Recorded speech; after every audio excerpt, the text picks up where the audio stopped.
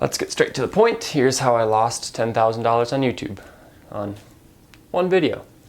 If you want my silly videos, click on literally any other one. If you want a little change your pace where it gets real and maybe boring for some of you, stick around. So on June 23rd, 2014, I uploaded a parody to Iggy Azalea's Fancy with Chad Wild Clay and V called Tacky. It was so funny, ha ha ha. If you haven't seen it, check it out. In 2016, it was claimed by literally every music publishing company on the planet. They must have all gotten together at the same time to have a Mippy 5 watch party. That's great. Hope they subscribed. Guess I'll just have to dispute it like I have for many of my other parodies. Under law, parody is covered under fair use, and I have like 20 pages of paperwork to prove that, but I'm not going to bore you with that. I dispute it and lose, which is not abnormal because these big record companies know how to game the YouTube system for money. Most people will get scared of getting a copyright strike and just say, okay, take my money. And honestly, for some of my videos, I do the same because the $2 I might lose from ad revenue isn't worth the time and energy going through the dispute process. At this point, the tacky video wasn't getting any views anymore, so I decided to just let it go. It wasn't worth the energy. It had been 2 years. People weren't really watching it anymore. Fast forward to January 1st, 2019. The people I collabed with on this tacky video have had their channels blow up. Shout out Chad Wild Clay and V. And now my video is starting to get a ridiculous amount of views because their subscribers are coming over here. It was getting to the point where I'd keep refreshing my page and have a few new subscribers each time, and that never happened to me. So I was pumped. So part of me was thinking, cool, this is awesome, which it was. But the other part of me is thinking, what if I disputed that copyright claim from way back when? I could be making some money from this. Now I understand the mindset of, oh, you should just make videos for the love of making videos and not for the money. And if that's your mindset, great, this video doesn't apply to you then. I'd done that for 10 years. I was ready to get paid. I remember sitting in a hotel room in New Orleans New Year's Day, hovering over that dispute button, wondering if I should press it, contemplating how many subscribers I could lose if the video gets taken down, but how much money I could make if I won. Ultimately, I decided to go with the dispute.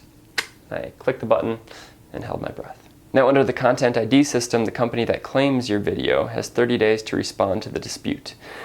In the old YouTube days, those companies collected any money made during the dispute process, even if you won the dispute. However, YouTube recently changed their policy that the winner of the dispute got the money, which is great, but seems like common sense. A full 30 days passed, and after a month I finally got the email that I was hoping for saying, good news, they released their claim. Obviously I was pretty excited because that was going to be a pretty big chunk of change. Up until then, my YouTube revenue was like a tank of gas a week.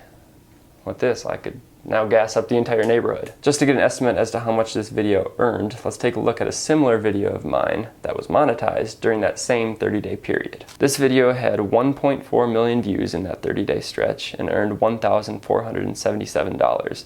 The CPM on that video was $3.16. If we took a look at my tacky video, it had over 2 million views with a CPM of $3.42.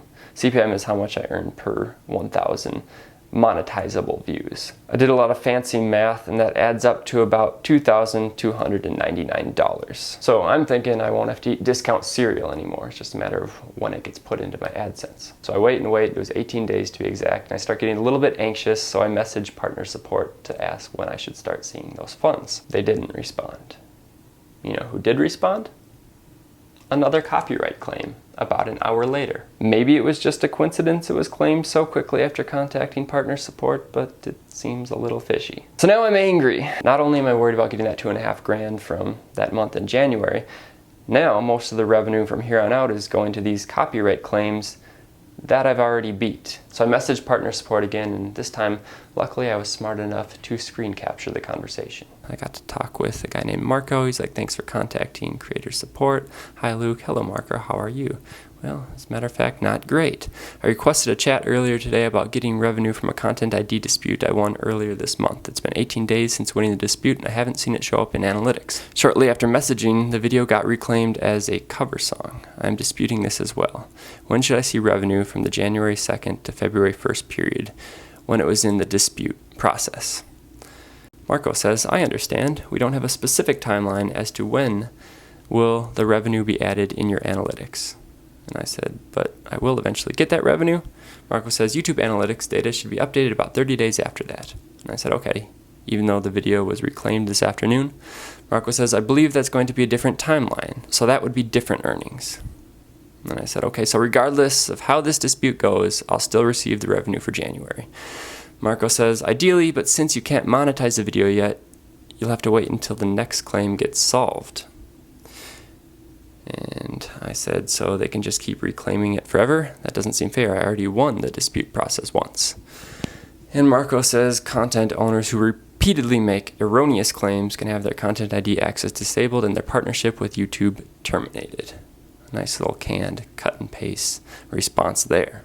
I don't really have anything else I can say. He's like, anything else I can help you with? Are you there? And then I go on to say, I understand that, but I find it hard to believe a big music label will have their partnership disabled. Can you imagine UMG Music or Warner Brothers getting disabled? No, it's not going to happen. There's too much money in that. Is this something I should be chatting with a content ID specialist about?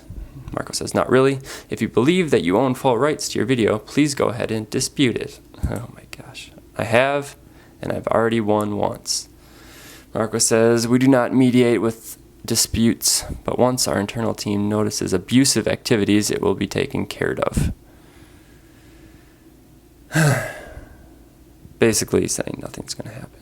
So then I go on to say, okay, so the bottom line is that I might not get the money from the dispute I won in January. He responds with, not until the claim is not solved? I think he meant solved, but if it's not solved, I should be getting that money then, right? I click on that link and say, yep, I've checked out that link many times.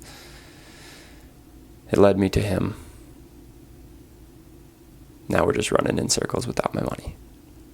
So basically I wasn't going to get that money. I appealed again using the exact same wording that I had for my legal document before, and this time I lost. They sent me this message saying if I don't cancel my appeal, the video will be taken down. At the time I was at 91,000 subscribers, and it was always my dream to get to 100,000 subscribers, and without that video that was still going viral, it was going to be a lot tougher to get to 100K. So I reverted back to 10 years ago, Luke on YouTube, and said, I guess it's not about the money, it's just about you loving what you do. Now, because of some technicality, I still get some percentage of that revenue because they said it's a cover song, which is not.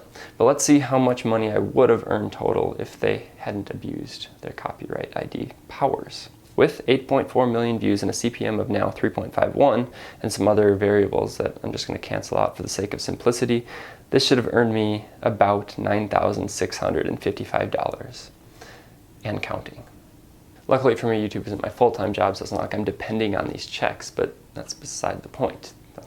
That's my money. I want my money. Basically, as a creator, you're guilty until you're proven innocent, and even when you prove you're innocent, apparently the big record companies can just reclaim your video as many times as they want until you make a video like this. And this will still probably get demonetized for me breathing somehow to the tune of TikTok by Kesha without realizing it.